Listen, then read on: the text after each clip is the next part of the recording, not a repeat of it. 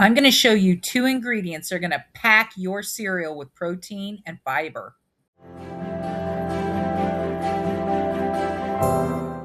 Hey there.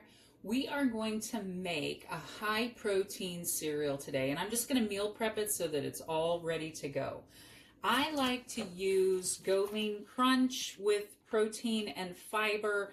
If you prefer a different cereal, you can absolutely go for it. I'm going to show you how to add in a few other items that are going to really boost the protein of any cereal that you prefer.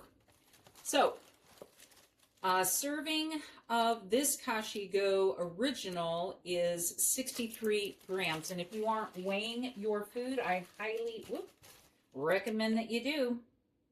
Okay, so if I would have been paying attention to the servings in that box, it would have been 5. So I didn't really need to weigh anything, although you can't always trust those nutritional information. Sometimes things weigh different. So I have 5 servings of cereal here. Check your cereal that you prefer, measure out your serving. To that, I'm going to add 10 grams of TVP per serving. So I'm going to need 50 grams for this. Now, I like adding TVP, textured vegetable protein, because it really boosts the protein and the fiber, and it has very little carbohydrates.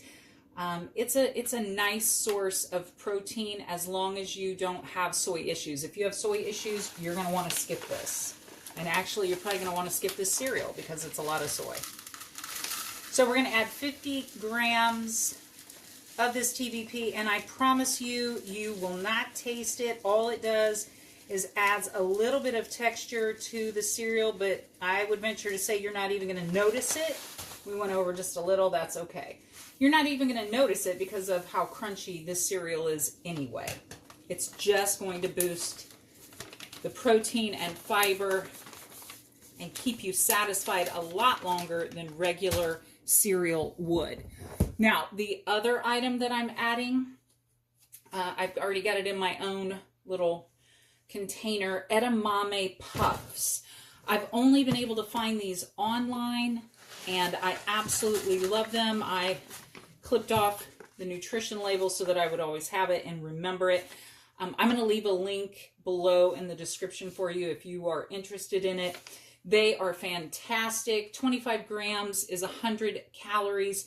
It has half a gram of fat, 2 carbs, and 20 grams of protein. These things are phenomenal, and they just taste like Rice Krispies, and that's about what they're like, only they're a little crunchier. They are not going to get soggy in your milk. I'm going to do the same as I did with the TVP. I'm going to add 50 grams just so I can remember how much I put in there.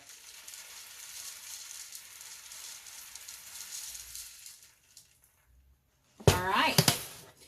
And that is a great way to boost your cereal.